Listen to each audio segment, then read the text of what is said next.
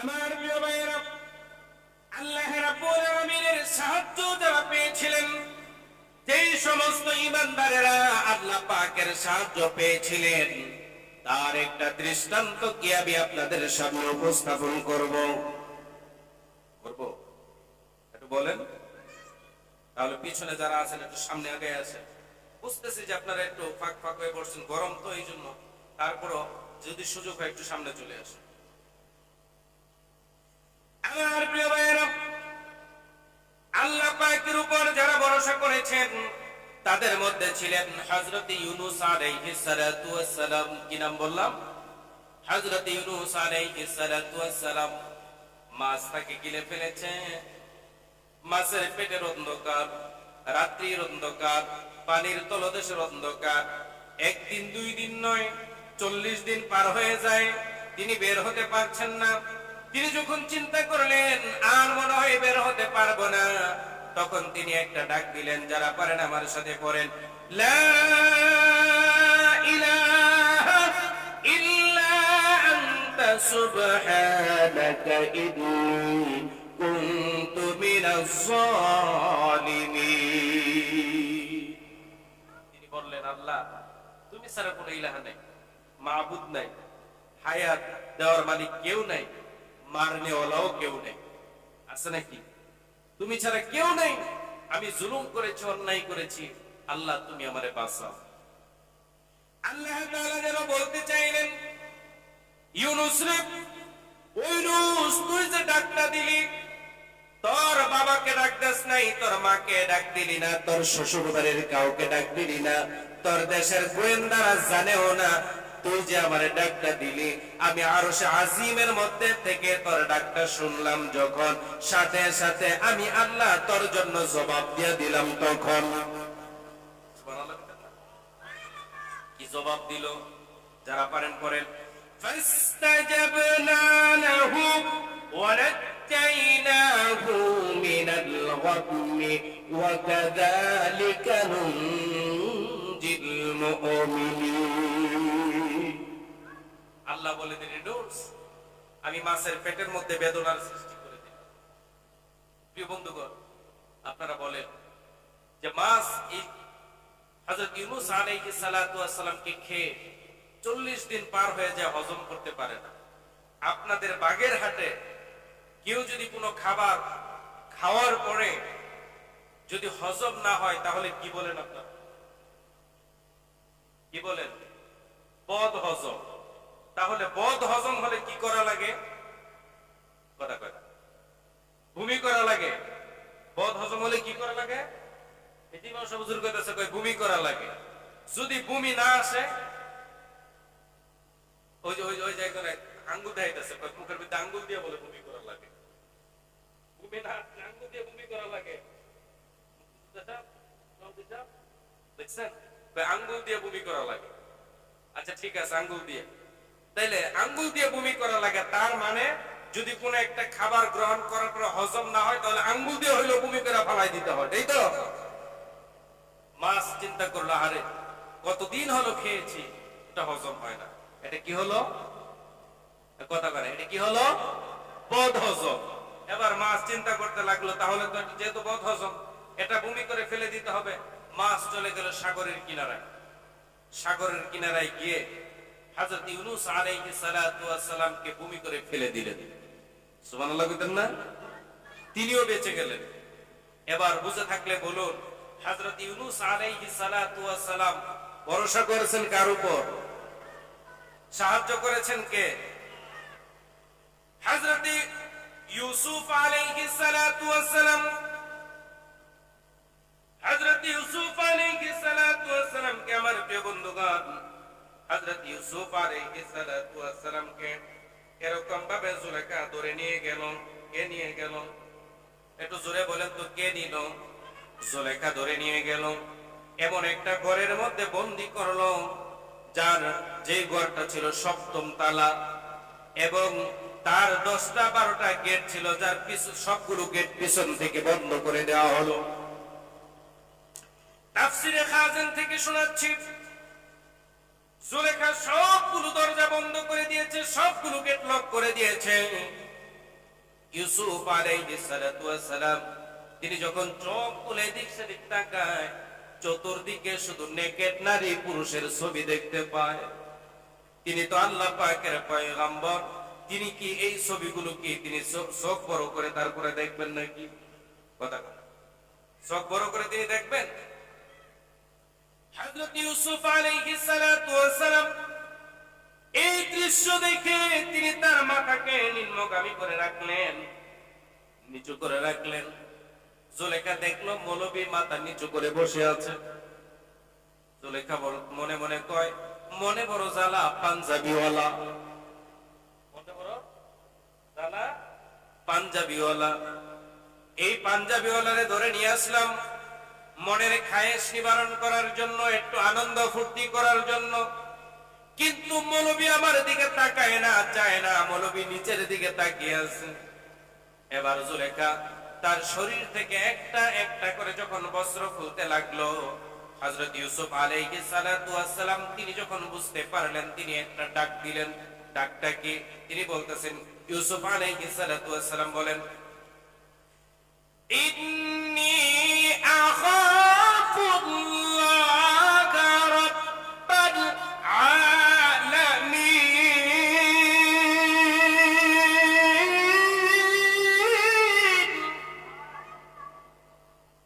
হযরত ইউসুফ আলাইহিস সালাতু ওয়াস সালাম তিনি ডাক দিয়া বলেন, আল্লাহ আমি তোমারে ভয় পাই। কারে ভয় পায়? একটু জোরে বলেন তো, কারে? আল্লাহ পাক রব্বুল আলামিনকে তিনি বলতেছে, ইউসুফ বলতেছে, আল্লাহ আমি তোমারে ভয় পাই। আমরা কারে ভয় পাই? পুলিশ, সেনাবাহিনীর লোক, সরকারি দলের লোক, গোয়েন্দা। কথা বলেন, কারে ভয় পেতে হবে? নবী ইউসুফ আলাইহিস সালাতু ওয়াস সালাম তিনি বললেন, আল্লাহ আমি একমাত্র তোমারে ভয় পাই। আল্লাহ রাব্বুল আলামিন জিবরাইল আলাইহিস সালাতু ওয়াস সালামকে ডাক দিয়ে বললেন, এর জিবরাইল দৌড়ে যাও, তাড়াতাড়ি যাও, আমার ইউসুফকে হয়তো নষ্ট করে ফেলবে, তুমি তাড়াতাড়ি যাও। ইউসুফের কানের মধ্যে গিয়ে সংবাদটা দাও, ইউসুফকে তুমি শুধুমাত্র সম্মুখ পানে একটা দৌড় দিবা। তুমি দৌড় দিবা যখন, আল্লাহ পাক রব্বুল আলামিন এই জুলেখার সমস্ত ষড়যন্ত্র থেকে বাঁচানোর জন্য তোমার জন্য গেট খুলে দিবেন। তখন হযরত ইউসুফ আলাইহিস সালাতু ওয়াস সালাম তিনি সম্মুখ পানে একটা দিলেন দৌড়। তিনি দৌড় দিতে দেরি, তার সম্মানে আল্লাহ পাক রব্বুল আলামিন জুলেখার ষড়যন্ত্রের বন্ধ দরজাগুলো ঠাস ঠাস করে খুলে দিলেন। তখন বলেন সুবহানাল্লাহ, আর জোরে বলেন আল্লাহু আকবার। প্রিয় ভাইয়েরা, তাহলে হযরত ইউসুফ আলাইহিস সালাতু ওয়াস সালাম কার উপর ভরসা করলেন? সাহায্য পাইলেন কার? আমাদের জাতির পিতা ইব্রাহিম আলাইহিস সালাতু ওয়াস সালাম। আর একটু সামনে যাই, আমাদের জাতির পিতা ইব্রাহিম আলাইহিস সালাতু ওয়াস সালামকে নমরুদ ধরে নিল।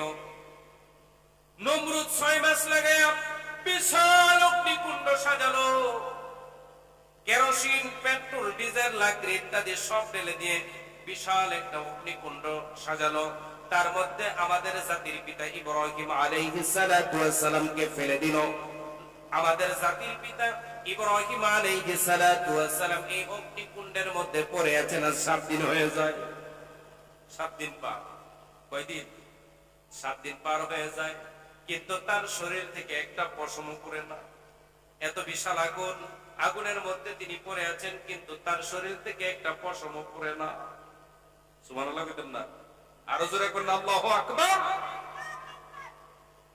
প্রিয় বন্ধুগণ, নমরুদ মনের কষ্টে দুঃখ নিয়ে অনেক দূর থেকে আগুনকে প্রশ্ন করলেন, আগুন রে, এত কষ্ট করে লাকড়ি জোগালাম, পেট্রোল, ডিজেল, কেরোসিন এগুলো জোগাড় করে এত বড় একটা অগ্নিকুণ্ড সাজালাম, আর আমার শত্রু ইব্রাহিমকে তার ভিতরে ফেলে দিলাম।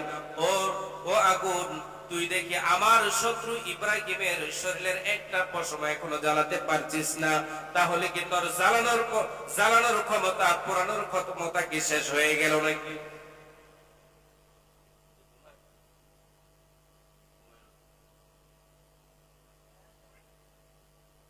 এবার আগুনের জবান খুলে গেল, আগুনের জবান খুলে গেল। আগুন নমরুদকে ডাক দিয়া কয়, নমরুদ রে তুই একটু কাছে আয়, তুই একটু কাছে আয়, আমি আগুনের জ্বালানোর ক্ষমতা, পোড়ানোর ক্ষমতা আছে কিনা তুই একটু টেস্ট করে যা, একটু কাছে আয়। আমার প্রিয় বন্ধুগণ, আমার প্রিয় ভাইয়েরা, আমার প্রিয় বন্ধুগণ, আমার প্রিয় ভাইয়েরা, আমার ভাইয়েরা, আগুন যখন এই ধরনের প্রস্তাব দিল, আগুন যখন বলল তুই একটু কাছে আয়, নমরুদ কি কাছে আসে? জোরে কয় না, নমরুদ কি কাছে আসে? নমরুদ কাছে আসে না। আমার প্রিয় ভাইয়েরা, আমার প্রিয় বন্ধুগণ, এবার নমরুদ কন্যা শাহজাদি অনেক দূর থেকে প্রশ্ন ছুড়ে দিলেন, ওগো আল্লাহর খলিল, ওগো আল্লাহর খলিল, আপনি আগুনের মধ্যে পড়ে আছেন, আপনাকে আগুন জ্বালাতে পারছে না, কারণটা কি? নমরুদ কন্যা শাহজাদির কথার জবাবে আমাদের জাতির পিতা ইব্রাহিম আলাইহিস সালাতু ওয়াস সালাম তিনি জবাব দিয়ে দিলেন, যারা পারেন পড়েন, কুলনা ইয়া নারু কুনি বারদাও ওয়া সালামান আলা ইব্রাহিম। হযরত ইব্রাহিম আলাইহিস সালাতু ওয়াস সালাম জবাব দিয়ে দিলেন, ও নমরুদ কন্যা শাহজাদি শোনো, এই আগুনের মালিক যে আল্লাহ, আমার মালিক সে আল্লাহ, আসমান জমিন চন্দ্র সূর্য সবকিছুর মালিক হলেন সে আল্লাহ পাক রব্বুল আলামিন। আগুনকে আমার আল্লাহ আগুনকে নোটিশ করে দিয়েছেন, আমার আল্লাহ পাক রব্বুল আলামিন আগুনকে নোটিশ করে দিয়েছেন যাতে করে এই আগুনটা আমার জন্য আরামদায়ক ফুলের বাগানে বিছানায় পরিণত হয়ে যায়। বলেন সুবহানাল্লাহ। প্রিয় বন্ধুগণ, আমার প্রিয় ভাইয়েরা, তাহলে এবার বুঝে থাকলে বলেন যে হযরত ইউনূস আলাইহিস সালাতু ওয়াস সালাম ভরসা করছেন কার উপর? সাহায্য পাইছেন কার? হযরত ইউসুফ আলাইহিস সালাতু ওয়াস সালাম ভরসা করছেন কার উপর? সাহায্য পাইছেন কার? হযরত ইব্রাহিম আলাইহিস সালাতু ওয়াস সালাম ভরসা করছেন কার উপর? সাহায্য পাইছেন কার? তাহলে সে আল্লাহ আছে না নাই? একটু জোরে বলেন তো, সে আল্লাহ আছে না নাই? সে আল্লাহ এখনো আছে না পুরো হয়েছে?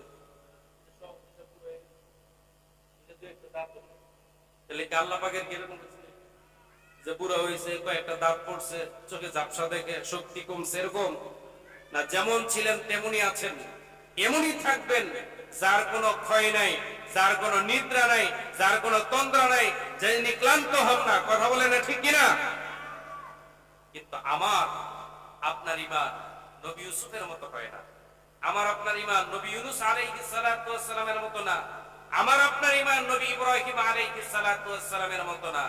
যদি আমার এবং আপনার ঈমান তাদের মতো হয়ে যেত, তাহলে আল্লাহ পাক রব্বুল আলামিন আমাকে আপনাকেও এরকম ভাবে সাহায্য করতেন। কথা বলেন ঠিক কিনা?